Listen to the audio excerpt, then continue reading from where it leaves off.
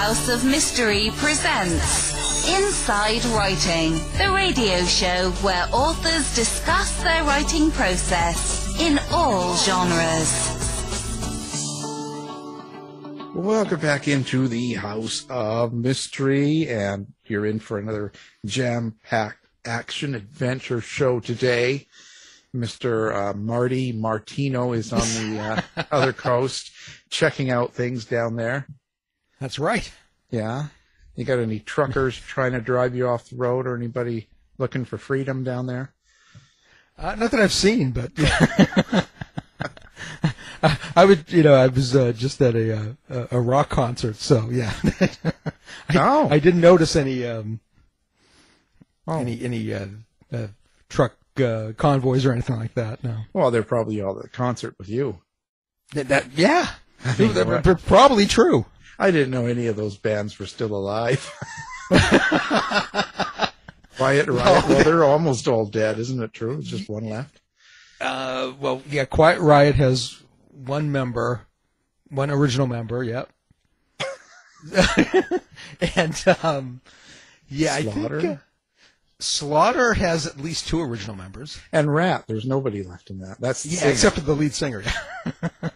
Wow, there you go. Yeah. They should all get together, the few members left, and create a band. They should. It could be a super group. I don't know if I'd go that far. Super. Yeah. Boy, you're pushing it there. It's kind of like leftover group. Come on. Anyway, I'm being mean. I'm in a mean mood. You are. You're mean. You're in a mean mood. Al. I'm in a mean mood. Well, having blood tests all day. Doctor stuff. I hate that. Mess at the Warren household. You feel like a pincushion. Well, yeah. And then I get needles. No. Okay. Let's get serious here. We've got someone on the line here, and he's from Scotland. Okay. So sit up straight and let's do this right. We've got a crime thriller writer here, and his name's Ed James. Thank you for being on the show. Thanks for having me. Well, maybe. You get to say that later. Well, this is interesting. So you're like, you've got a lot of books out here. Now, you seem to be into the, let's see, in this last series you've got, it's the Fenchurch crime series. And you've got 9 books, I guess, because it's book 9 here, the last thing to die that I see. Before we get into that series, how did you get into writing, period? So I used to be funny you were talking about rock bands and stuff there. I used to be in sort of little small bands, and I had the dream of becoming a rock star, and it never happened. And then I worked with a guy who was sort of writing and trying to get published, and thought, why don't I try that? And that was as simple as it was. There was no. You can speak to a lot of authors who've been destined to become writers since they were like 5 years old or whatever. But very much I sort of fell into it. I read quite a lot. It was actually at my parents' say I'm a late starting reader. I used to read comics. That's what got me in American comics, Batman and X-Men and all that kind of stuff. And then I read lots of sci-fi, and then I got into sort of British crime and then a lot of American crime as well.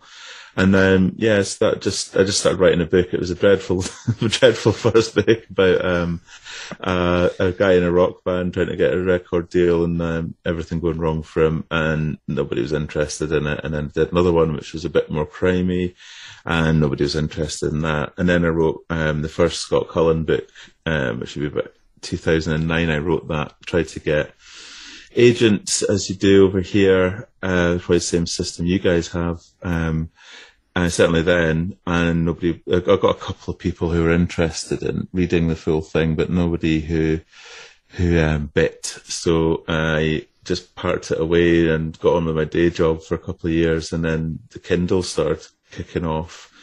It was a bit earlier in your side of the pond than over here. It was about 2011. It started being a thing here, really. So 2012, April, was when I published the first of those books, and then it's just been a constant feed of them ever since. So, it was just, a passion for reading the books, and then I was always looking for something that absorbed me and took my creative juices, and that sort of certainly has soaked them all up, as you can see by the number of books I've published. Well, I wonder, because if you're into the rock band, into the music, that was my side too, but I wonder, do you find that your writing is sometimes an outlet for what you would be doing if you were writing songs? Yeah, so I was a bass player, but I did a lot more of the production side. So I recorded us, and the second band was in lots of sort of drum machines and samplers and synthesizers and all that sort of stuff. And I used to program all that. So that was the sort of immersive side of it. So it was less of the trying to bare my soul and write lyrics and songs and so on. But I wrote quite a lot of music, which I always found quite sort of interesting, and then arranging the stuff and that sort of side of things. Certainly is how I approached writing, I suppose, that I look at a much more of a sort of screenwriting style, structure, all that sort of side of writing, rather than just wheeling, dealing as I go through the book. So I guess people could expect to get some sort of a, I don't know, how do you put that? Some sort of a meaning in each book, just like they would in a song. Yeah, I think that's an important thing. It's stuff I talk about with my agent, Alan Guthrie, who won, I can't remember if he won it, I think he was nominated for an Edgar way back in the day, but he's now sort of an editor and my agent. We talk a lot about themes and what's the goal is, I suppose, like similar to writing that perfect song. It's right, what's the perfect novel? What's the sort of thing that's going to make this book sell?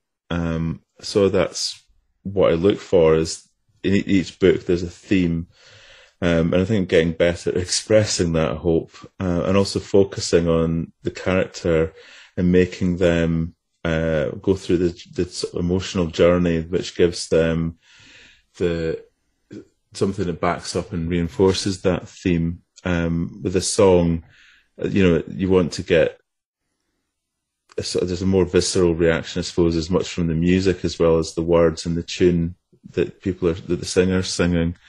Whereas with the book, all I've got is my words, I suppose, the cover and things like that. But you have to have less tools at my disposal. It's just me and my keyboard, trying to express something about myself, I suppose, and about the world. So is that kind of the thing that holds back a writer, do you think? Even like yourself, is that it takes time to not only learn to write in a way that people enjoy, but also to be able to express yourself and be comfortable with expressing some of your own feelings? Yeah, I think that's definitely true. It takes, because I've published so many books. I think one of the things that really helped me is, particularly early days, and it's still very important now, but it's being edited. So working with editors, usually most at the development stage, so that, tearing your story apart and restructuring it. And, I've worked with like so many editors now, and I've learned a lot from each one, and it's been absolutely fascinating. But I think nowadays you get a lot more, feedback on your books if you just look on Amazon, you see, hundreds of reviews, thousands of ratings. And when people take time to sort of comment on your book, at the early days, it feels like a kick in the teeth, but you get over that when people are criticizing, you're looking for, what it is they didn't like about it. If there's a theme that emerges from one book, you've made a mistake probably, or you've just really hacked off a lot of readers, and you don't want to repeat that mistake. So you can learn from that. So going back to the music theme, I've started learning to play drums, which is something I always wanted to do, and now I'm doing it in my 40s.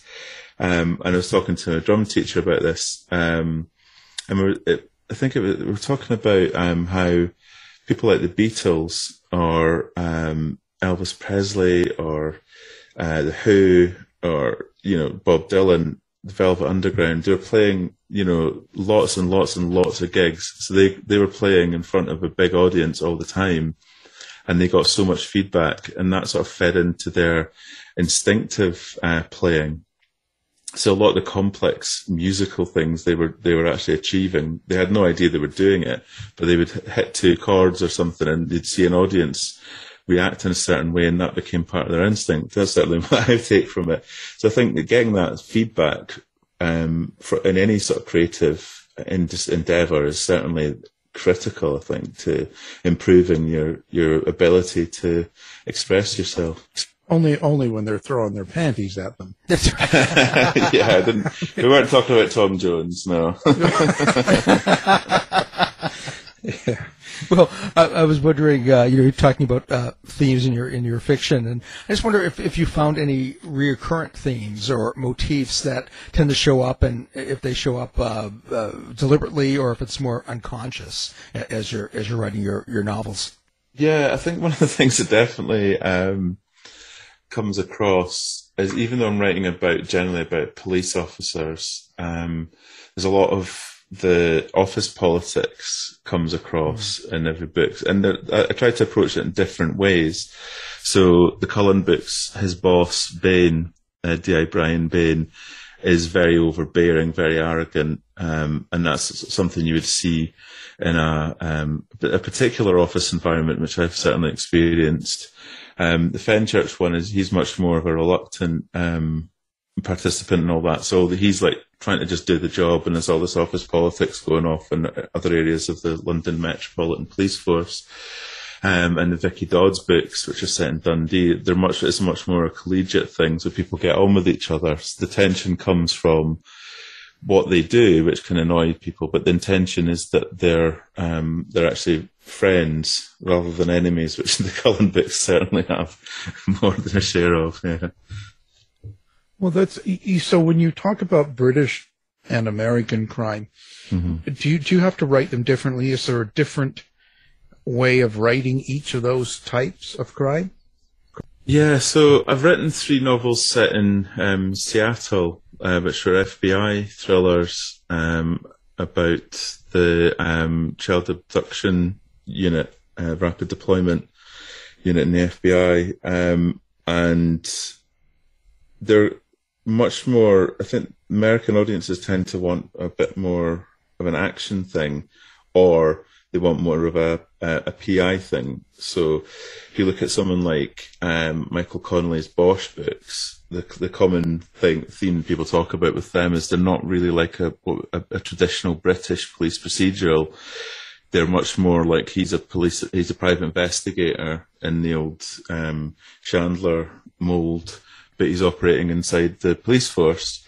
Whereas if you look at someone like Stuart McBride or Mark Billingham or Ian Rankin, who are the big British male crime writers, their books are very different and much more focused around the actual process of being a police officer with a team working for you or working with a team. So there's very much a different way of approaching it. But I think the FBI ones, they're much more action led and more like cinematic thrillery type things than I'd previously done. But they were probably more close to the British thing with the investigative element going on in there, and also the sidekicks and all those kind of people, the bosses, the bit of office politics that I would tend to throw into my books. Yeah. Well, so you seem to cover a lot of police procedurals and stuff that's talked about with you.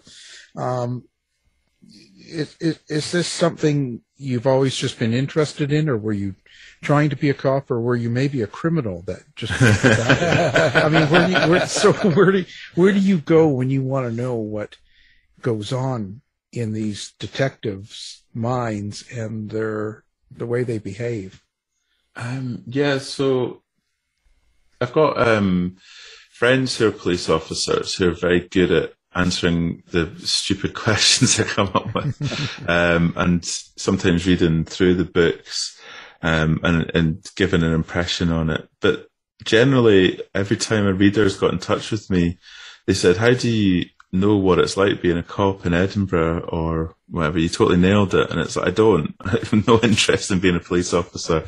They're just people, that's the thing. Police officers are people, and you get good ones and bad ones, and you seem to have a bit of a problem with having far too many of the bad ones over there. Not that we've got a shortage of that over here, but it's much more of a thing. Just simply, I think the way the police forces have evolved separately in Britain and America. Yours are much more sort of militarized from a certain basis of political reality, whereas ours are much smaller forces, more just this sort of law and order kind of aspect of it. And I think the writing about the detectives as opposed to what we'd call a beat bobby, or you'd call a patrol cop, they tend to be more heroic figures because they're trying to achieve some form of justice. Whereas if you're writing about someone who's like a beat cop, that's where I think a lot more of the negative behaviours in police officers come from, and you are exhibited. And that's not the sort of books that I write or want to write or want to read about. But I think there's a lot of people are going to write a lot more about that. Yeah. Well, it's a good thing to avoid these times, right? Like nowadays, because there's so much, it divides people, because no matter what, you're going to lose half the country. Yeah. Right. Yeah, and sometimes you can lose all the country because you've got it so wrong.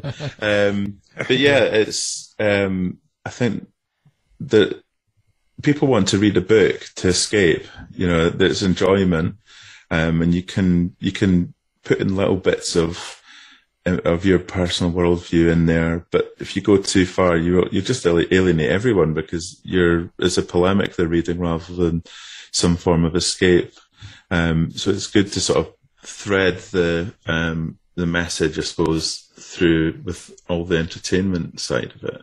But you're there to make people turn the pages and find out what happened and understand the deepest mystery that's going on here.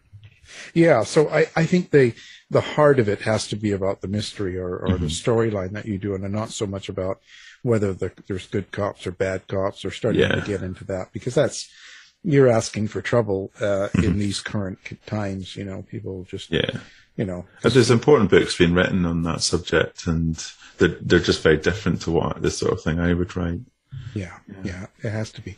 Now, I noticed in this the last one, A Hill to Die On, I think that was book 8. Now, Fenchurch is Chloe Fenchurch, and that's a female detective, right? So she's the daughter of the main cop. So the main guy in the series is DI Simon Fenchurch, and Chloe's his daughter. So all the way back to the first book in that series, there's a whole load of spoilers about to happen here, but she was abducted as a child, and the first 3 books are about their attempts to recover her. Sort of the first book, The Hope That Kills, he's in a really negative place, has been obsessed about trying to find her, where his wife has moved on and they've divorced, and it's as much about their relationship as the central plot. And then over the course of the 8 books, they've got reconciled, and it's been a challenge for them, I think it's fair to say. But by this point, the 8th book, Chloe's now a police officer, training in the Met, and finding it, she's sort of an idealistic cop, and finding that the reality doesn't quite match up with her idealism. Yeah, sort of like me. How do you write it from that point of view of the daughter, for instance, like Chloe? How do you get into that person's head when, of course, you're not a woman, at least that we know of, and a daughter of a cop? So I just wonder what your process is to getting into someone like that? I think it's as much homing in on their worldview. You know, what does she see? I mean, all the stuff I put on the page that's happened to her, plus the stuff I haven't put on, you refer to that. So looking at where she's been, and that is going to give her a sort of a worldview that makes her see things are coloured in a certain way, and there's sort of events that have happened in particularly the 4th to 7th books make her have flaws, I suppose, but she's give her a sort of heroic edge. But in terms of the voice, I don't really know how I do it. That's the thing. I'm a like hardcore plotter, as they say, rather than a pantser, and I outline thoroughly, extremely, and that's why I produce so many books. But sometimes I am absolutely baffled by the things that I can put into my books, or being able to sort of write in that voice of a late teenage girl at that age, and there's a lot of the feedback I get is that it reads authentically, even like someone at that age, and I have no idea what kids listen to, or that is even music. I'm getting to that age, but you know, I think for advice for other authors, I would say it's just write the character. They're all people.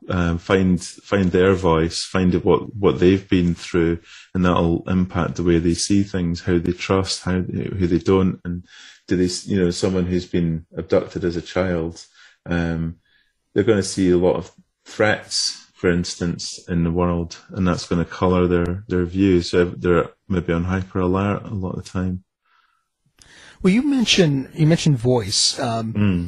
Do you have an inner monologue? Can you hear Chloe and your other characters in your head? I just want to know if you're hearing voices. Yeah. So we can help you with that, maybe. Yeah. I'm on drugs for that. I think I'm not someone who writes a lot of inner thought. I tend to, write, you know, they're all third person, past tense, limited books, so it's not like there's you're hearing her in her head. Occasionally throw in some thoughts, reaction, and so on. But the way the characters talk, I always try to make sure each character has a distinct voice when they speak. This is distinct as the actions they do, so that. And also, I think when you've got so a lot of the books I've written have been single point of view. So and this is the first Fenchurch book where there's been it's been shown from anyone's eyes but him. So I think showing it from her viewpoint has been an interesting one. And I think actually thinking it back now, I approached each of her scenes in a different way than I would have done his. So that they have a different flow and a different energy to them. I think there's a bit more pace and a bit more youthful exuberance in those. And I think if you look at even the opening chapter is from her point of view about her discovering a body, and that happens quite rapidly. There's a bit of slapstick comedy that goes sour and goes quite tragic quite quickly, and then there's quite a lot of different locations in there. So whereas one of his scenes would tend to be more sedate and sitting around an office table or walking or driving, hers are running. So there's a lot of stuff that I do to differentiate each character in that way when they've got multiple points of view on the go. So do you get really into your character then as you write them? Like, are you wearing a dress and the whole thing, and do you follow through, or is this just sort of it's just looking at people as the basic person and going from there? Yeah, I mean, I've written 4 books from the perspective of Vicky Dodds, who's a female officer, and I think the second Craig Hunter book was half from his girlfriend's perspective, who was a female cop as well. So and then the FBI books, quite a lot of the those other points of view were female. But yeah, it's just they're, men and women are just people. There's as much variety in women as there is in men. So find that who that character is and write about them. What's their experience? How do they see things? How do they feel about things? And usually characters will have a misbelief. So there's whatever they've gone through in their lives, they'll see things in a certain way and they'll act in that way. And I think one of the things that can differentiate a hero and a villain is whether they change as a result of the story. If someone misbelieves something that causes them to do something, if they can accept that that's a mistake and they should do something, I think people have a lot more sympathy than a villain who misbelieves something that makes them do horrific things. And so on the main character, like I believe that's Simon's her father. Yeah. So this is kind of like the main character throughout the whole series. Mm-hmm. Who is he? Is that a lot of you or a lot of what you? Is that character doing a lot of things you'd like to try and do? No, he's probably the least like me, I think, of the characters I've written. So when I started out with the Scott Collin books, he's one that maybe the most similar to me. So that was, started writing that about 13 years ago. And as a lot younger guy, when I started doing it, he had a bit more of the brash impulsiveness and ambition I had at that age. Whereas, and I think when you're sort of writing a series, you look at especially detective books, you look at the tropes of the genre, and with British police procedurals, they tend to be older cops with difficult marriages, bad relationships with children, a classic car, all that kind of stuff. And I inverted that and made him really young, not married, no kids, and his car was rubbish. So he So all the development happened on the page rather than sort of a backstory or whatever. Whereas with Fenchurch, I actually tackled that on much more. So he had the difficult backstory and all the personal trauma and all that kind of stuff. But he's a lot less like me. I mean, I am a bit of a grumpy sod at times, but nowhere near as bad as him. But then I haven't had my child abducted. And been an officer in the Metropolitan Police, so yeah. No, where does the comedy come from? Like, I like a lot of old 40s and 50s mysteries and detectives. There was, there was a lot of comedy in it, kind of a way of the detective being kind of a smartass, in a way, and I enjoy that, but. Where do you get it from, and kind of what is it? Do you sort of hope people kind of smile throughout the book, even though it's a mystery or a thriller? I hope so. I mean, one of the biggest influences I have is reading a lot of books from that period. Like Ed McBain would be the classic example, who defined a lot of this stuff. In his books, there's a lot of wry humor in there, and they act like people. They're ribbing each other and so on. In terms of humour in my books, I think because you're writing about murders or you're writing about abductions or assaults or whatever, there's a lot of dark stuff in there. Whenever you read books or watch stuff it's just got one tone like that, it just becomes boring basically. So having in multiple different streams of emotion, and given an emotional range, means that I think the darker stuff hits harder. But also, I think when you're writing these sort of series books, there's what they call parasocial phenomenon going on. So, for instance, a podcast would be an example of that, where you guys will have people listening to on the radio or listening to the podcast on their phones or whatever. But they'll think they know you, even though they don't, because they sit and hear you and you talk about, the stuff you talk about. But it goes one way, because there's a lot of information you put out, they soak up.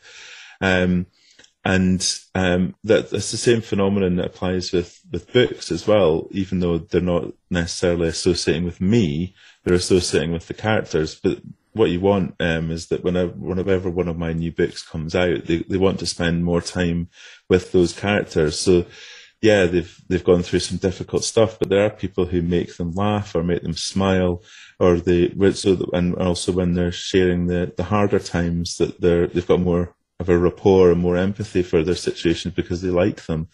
And I think that's the key to long-term success for book series, is that people just want to pick it up to spend time with people they've enjoyed spending time with in the past.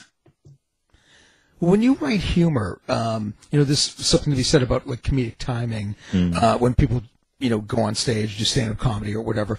Do you feel like there's a need for timing or rhythm when you're putting comedy or humor into prose? There's different types of it, I suppose. Yeah, some of it's just a dry one-liner retort, where your amazingly witty detective is putting someone down, or just has a snarky wee comment back. But I think when you're trying, I think you're getting at more of a sort of a comedic set piece. Like that sort of first chapter in The Hill to Die On, there's a bit of slapstick in there, and that's quite tough to get right, I think, especially in the written word. If you're filming someone falling over, you've got the masters like Charlie Chaplin, and then any number of imitators since, who you point a camera and mess about in a very amusing way. But with the book, I think it's about showing intent and then subverting that intent and then twisting it even further. So they're trying to open a fridge door. Someone kicks them in the back of the knee, they fall in, the fridge door opens, and then all the bottles of what we'd call juice fall out, what you call soda. So they're covered in cans of Coke and all that kind of stuff. When they're trying to get up to chase after the guy, they're falling over all the cans of Coke or Sprite or Iron Brew. So it's a lot of rhythms is a tough one to get in fiction. It's one of the most, I think, neglected bits of writing craft, is that a lot of people can write very stilted rhythmically, so it's like 1 2 3 1 2 3 1 2 3 1 2 3, and it just becomes a sort of numbing, monotonous thing. You need that variety with sentence length, so you can have like 1 2 3 1 2 3. It gives you sort of a nice tension, but then open it up with a really sort of long flowing description, for instance, and it keeps people on their toes, keeps their brains ticking over as well. Well, that's if they have a brain. I mean, I seem to have an issue with that. But, now, so this might sound a little bit of a weird question, but it's just that after hundreds of fiction writers, I get so many different descriptions of who the characters are to them. I've heard writers tell me that it's like their children, it's like their family, it's like, I get all that sort of stuff. Do you sort of put your characters in the same thing? Are they real to you, and how do you describe them? Are they real to me? I think so. I kind of have a love-hate relationship, I suppose, with them, though. They're closer to really close friends, the way you have that, or family. How do I describe them? Like some of them, like I say, some of them I just don't think I'd get on with in person. I think they'd think I was too cowardly or just this daft wee author, or big author, big lump. Whereas others I think would be more sympathetic. I think Vicky Dodds would be more, would give me more time and would be, would want to get to know people. She's a bit of a kinder person, whereas I think Fenchurch would just see right through me very quickly.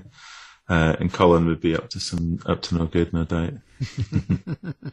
Well, I'm wondering, have any of your characters ever done anything maybe to surprise you? Have they kind of just started rebelling against the plot? Does that happen?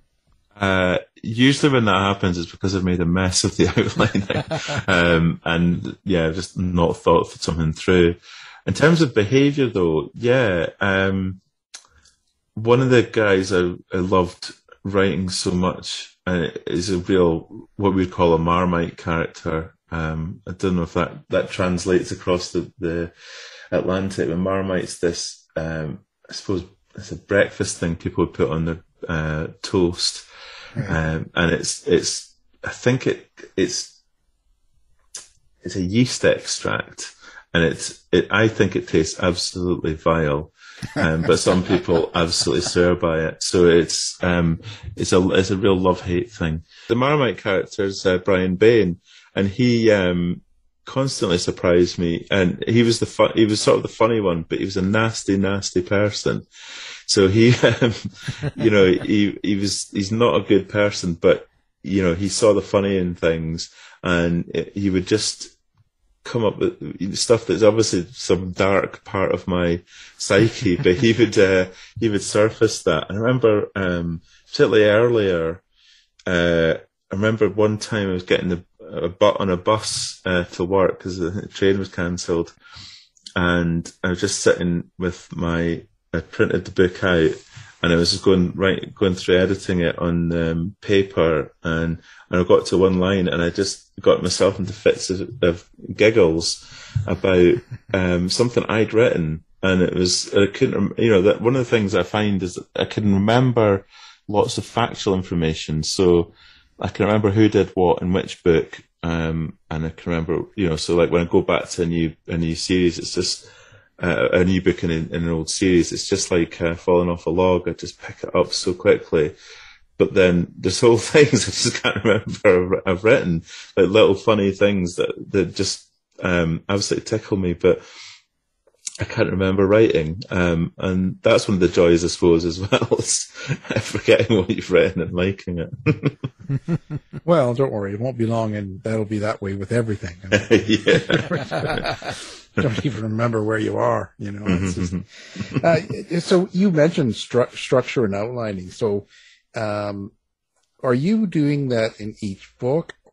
You kind of know where it's going to end, but when you get a series of 8 books, do you sort of have this all outlined somewhere in your head, or somewhere that how it begins and kind of how it's going to end, but you just kind of work out the details on the way? Like, how is that outline structure work for you? So that's one of the things I've had difficulties with, that I do outline each book using sort of various dramatic techniques, usually from screenwriting. They're very big on structure in that world, and it's, you get a lot of really good stuff that way. But what I've found is, having written each book, I've done it piecemeal, so I've written myself into so many corners, not in a book, but over when I have to go pick up the 8th book in that series, I don't like where I've actually put the cop or the main character. He's like working in the drug squad now, and I don't want him doing that. So I have to think very quickly about how I get him out of that. And also the sort of interpersonal, romantic stuff I've not really thought through longer term. So he's in a relationship I don't want him to be in. So that has to come out. And one of the things I'm focusing on just now is there's a new series I'm developing, which will hopefully get at least one book out this year. I've done an outline for the first book, but what I've found is that one of the things that blocked me from actually writing that is what I've wanted to know where it's going.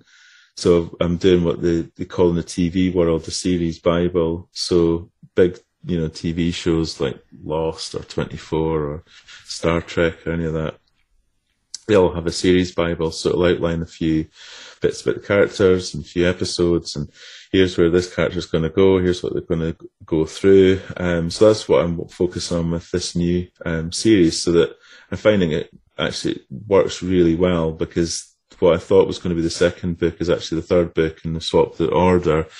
and it's leading into some really nice stuff in the fourth book, which I'm building up over time. So taking time to let myself outline across multiple books has been a real, well, hopefully it'll pay off. I don't want to curse it, but taking that time to do it is definitely something I wish I'd done for my previous books, as I think to be richer for it.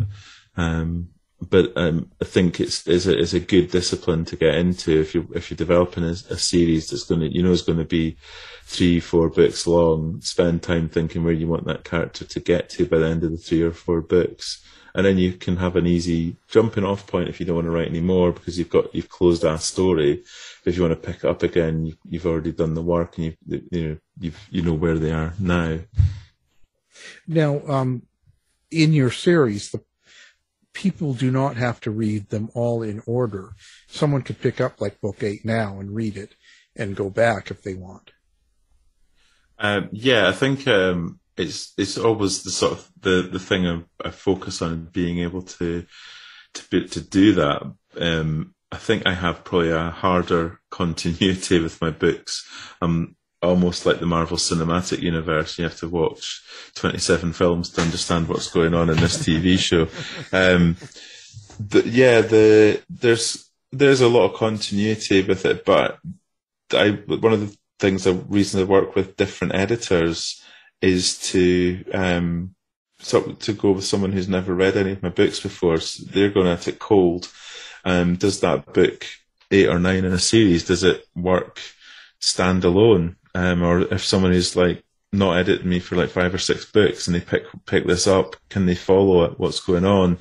And there's a lot of the prevailing wisdom is that you want readers to start at book 1, but you can't control readers. So, if a reader starts at book 8, you want them to, go back to the start and pick the whole series up, and catch up with themselves. Because that's when I got into crime fiction, to reading it was with Ian Rankin, who's pretty much the preeminent British crime writer with his Rebus novels. And the first one that hit big for him was the 8th one, and that's the first one I read back in 1998.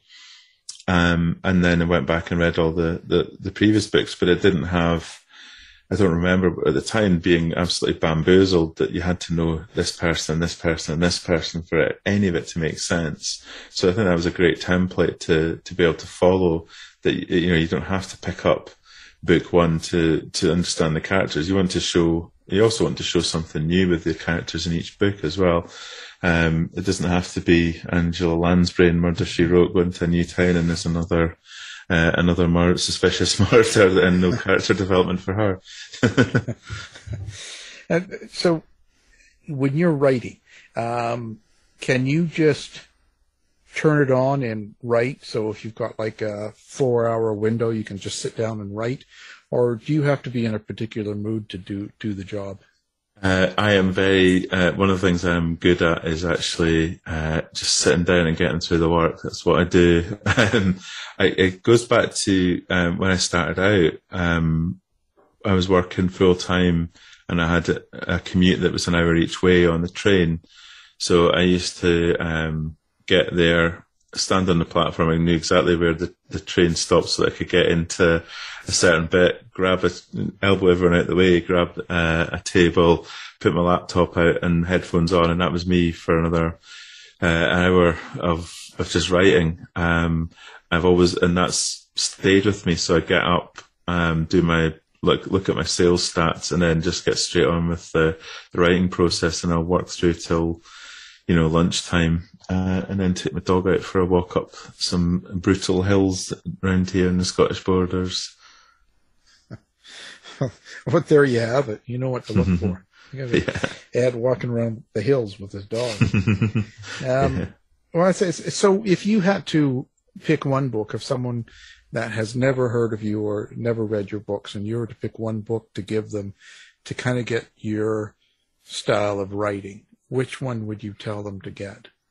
I think I would give them It's a very difficult question because there's so many of them, so many books published. It's not to say there's so many that would answer that question.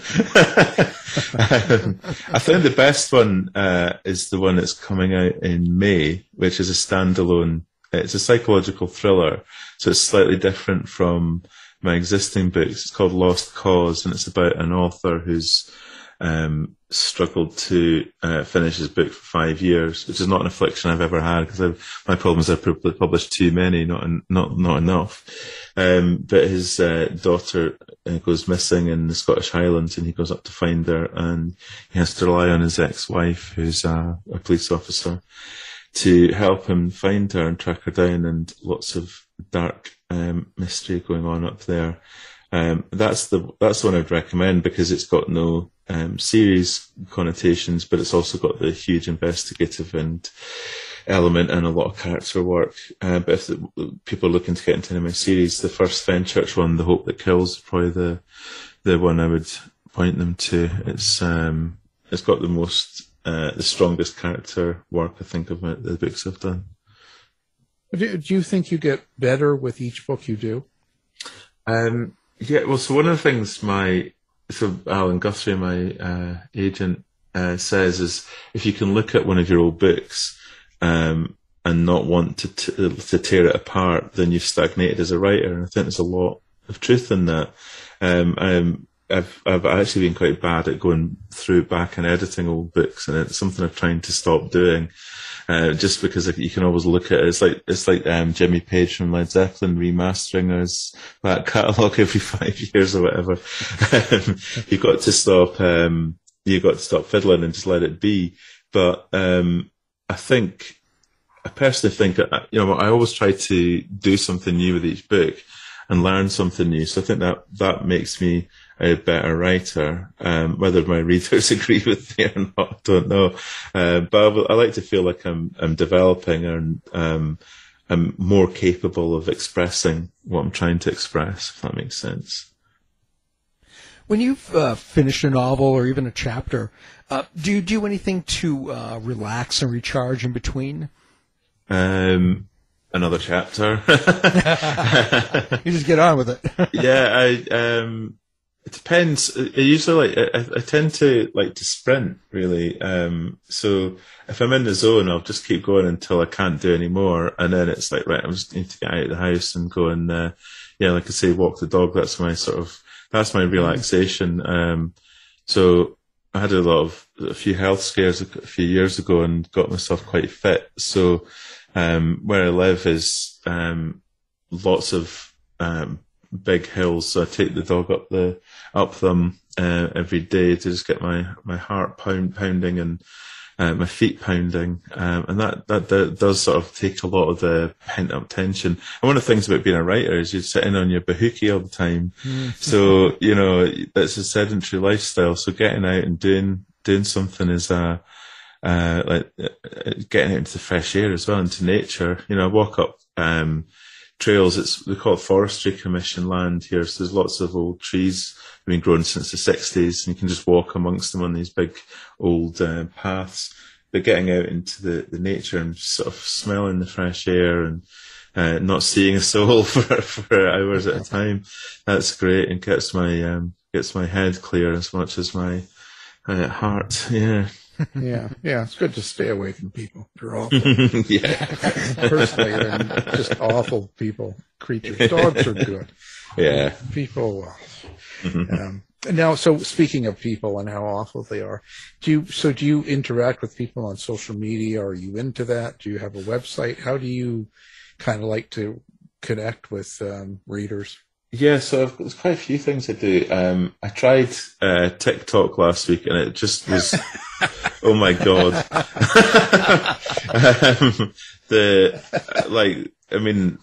That is the death of civilization. Right there, looking at that. Just talk about sensory overload. It absolutely bamboozled me. But I'm on Twitter and Facebook, and I post a lot of photos from my many dog walks on Instagram. They're all my handles are Ed James Author, which my website is edjamesauthor.co.uk, or edjames.co.uk and edjamesauthor.com.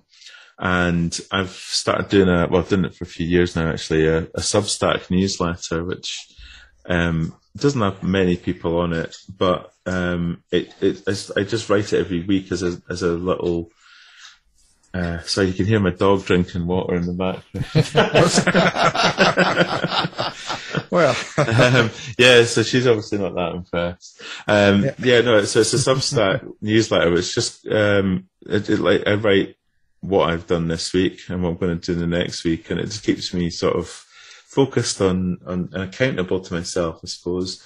And I think a lot of people reply to it saying they like seeing that side of seeing how the sausage is made, as we'd say over here. So writing is it's a tough business in publishing. It can be brutal psychologically because you've got so many ups and downs. It's not just a case of sitting down and writing. It's coping with the business side of it that I think people don't quite appreciate. So hopefully they can see certainly how my twisted brain ticks in the administrative bureaucracy world. Yeah, well, it is. It's very emotional at times, right? Yeah. You get that bad review and you're I'm going to kill this person. Put them in my next book, Yeah. So we'll have that linked up, of course, on the website and stuff like that, How was COVID for you with writing? Did it sort of interfere with your groove, so to speak? No, it was just basically let everyone else in the world see what it's like being me, because you had to stay inside all the time. And we got out over here, we got out for an hour a day exercise. I wrote, quite a lot during that time, and published quite a lot, and I wrote some books that were set during the pandemic just to document a lot of the stuff that was going on for myself. They're kind of a bit more niche, those books. They're sort of about 45,000 words, so they're a bit shorter than other stuff. But, I thought it was my way of documenting it, and some people really like them. So I'm quite pleased with that. But yeah, it was quite a lot of, the start of 2020 was a difficult time for me professionally. So I spent a lot of time focusing and refocusing my brain. And I think now, 2 years later, I'm kind of at the end of that cycle of shoring things up, I suppose.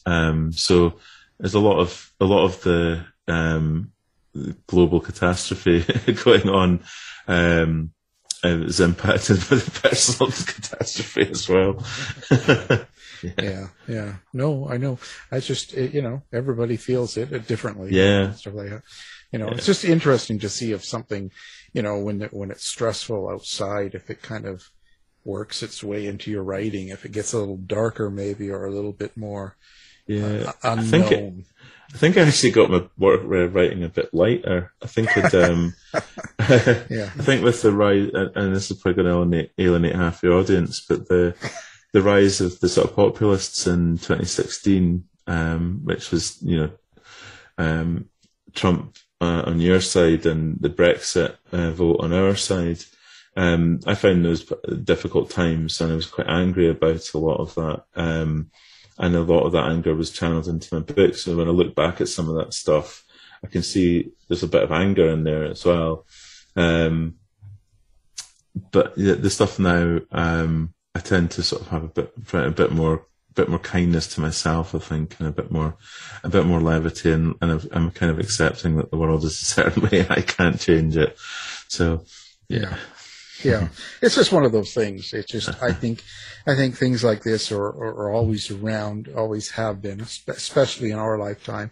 Mm-hmm. And it's just how much of it you see or notice, or how, how much of it's out there at times. A lot of times it seems, that, we thought it was gone at times, and it keeps coming back. So I think it's just kind of a. Yeah. And there's a certain, you can sort of understand a certain element with the way people vote, or in a certain way, that there's an anger at the world that they have. So, some of them are just nasty people, I think. Yeah. But I think it's realizing that they can be easily led by demagogues, I suppose. That's the depressing part, that people fall for confidence tricks still. Yeah. Yeah. No end. you know. No, never ends. No, it doesn't seem to, you know. Well, it's been a great conversation. Yeah, I've had a great time. Thanks. Of course, we're talking about the latest book in the Fenchurch crime thriller, Book 8, A Hill to Die On. And the author's been our guest, Ed James. Thank you for being on the show. Thank you for having me again. It's been, I can now say that it was great fun. So thank you very much. Thanks, Ed. Tired of wasting time trying to decide what to watch on your streaming service? Go to our website and look for the Martino movie reviews. To find out more about our show, guests, or to listen to past shows from our archive, please go to www.houseofmysteryradio.com. Show's over for now. Was it as good for you as it was for me? Well, good night. This has been a production of Something Weird Media. I'll be back.